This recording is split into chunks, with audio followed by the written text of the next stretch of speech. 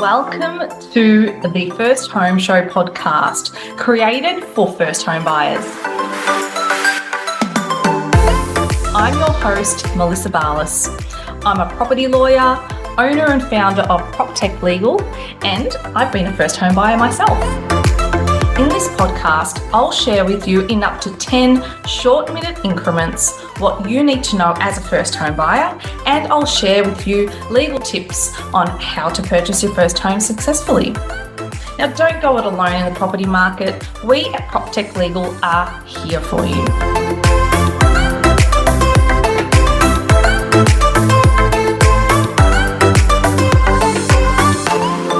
Welcome back to the First Home Show. I'm your host, Melissa Barlas, and glad you can tune in again for another episode of the podcast. Now, today we continue on with part 2 of our series about 5 mistakes first home buyers make when it comes to buying property in Victoria. In episode 3, we discussed the first 2 mistakes that first home buyers make. The first being not saving enough money, which is important.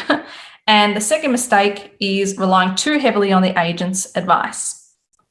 And today, we're going to talk about the last 3 mistakes. So take out your pen and paper if you have that, unless you're going out on your morning jog, which I completely understand. Who wants to write and listen at the same time while you're jogging? You can't do that. But if you have a moment and you're sitting down, you can get a pen and paper out and we can get stuck into it again. Now, mistake number 3 is not performing enough due diligence before buying. I won't sugarcoat it. Before you buy, it's so important to do your research about the property you're wanting to buy, just to properly manage your risk as a buyer. In Victoria, it's so incumbent on you as a buyer to exercise due diligence before you buy. And if you don't, and you discover something risky about the property after you buy, chances are you might not even be able to end the contract and get your deposit back.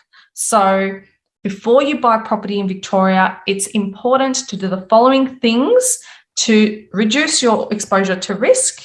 And I'm only going to name a few, but it's important.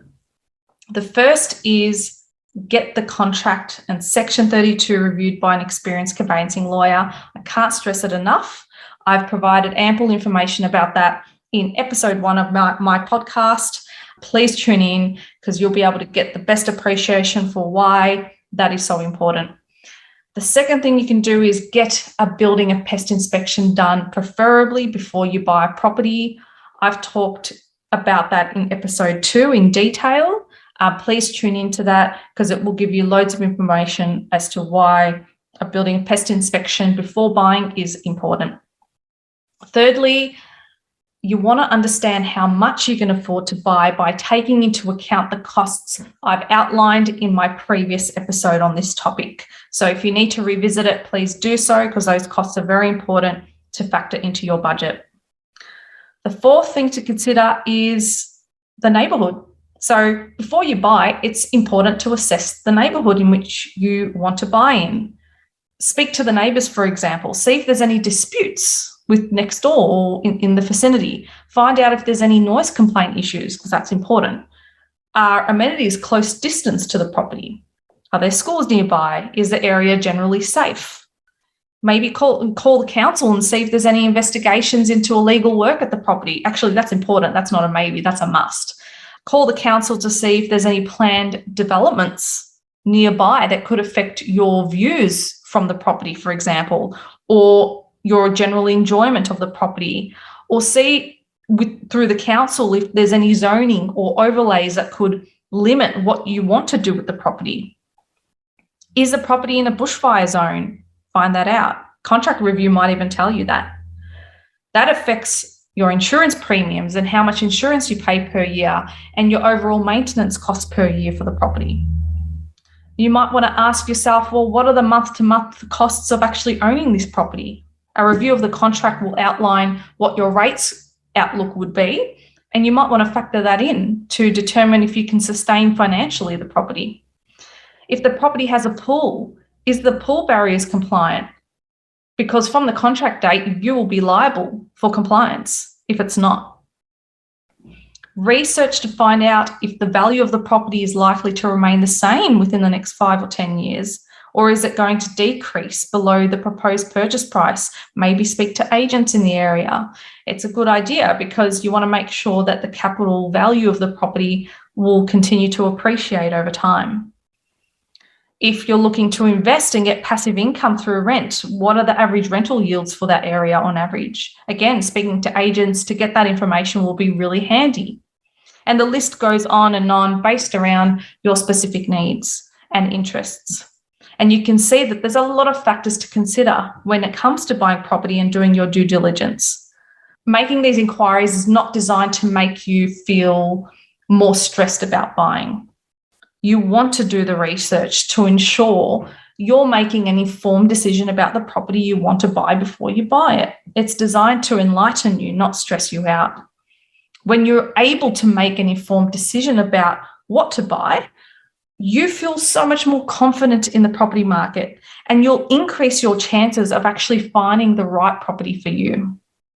Now, for more information about the standard of due diligence that you need to follow when it comes to buying property in Victoria, I recommend you visit the Consumer Affairs website because they have a lot of handy information. So you can simply go on Google, type in Consumer Affairs Vic due diligence, and on the first page, the due diligence pages of the website should get displayed, and then you can click on the link and read more from there. Mistake number 4 is something that a lot of us just don't consider altogether, and the mistake is moving into the property on the day of settlement. At settlement, you become the owner of the property. That's the principle. So it makes sense that you'd want to move into the property on the day of settlement because that's when you become the owner. Naturally, the anticipation of becoming the owner of your very own property or moving away from your current living situation, for example, makes you want to move in as soon as possible. So I get it. But the truth is, moving in on the day of settlement is actually not a great idea. For example, what if your finance is delayed and that causes a last-minute delay to settlement? In that situation, you've booked removalists to move your personal items into the property before the settlement actually takes place because the settlement, it's been delayed. And when that happens, you find yourself wasting valuable time in your day, frantically rebooking your removalists for a later date, not knowing when they're actually going to next be available. And chances are you could actually be lumped with an extra bill from your removalist company for rescheduling their service. So for the reasons given, I highly recommend that you arrange to move into the property at least 1 week after settlement, just in case of any unforeseeable delays to the settlement. The last mistake, and it's worth mentioning, it's important, is that there's too much freaking out and not enough having fun. The message is simple. Just try not to freak out as much as possible or get overwhelmed when you're hunting for your first property.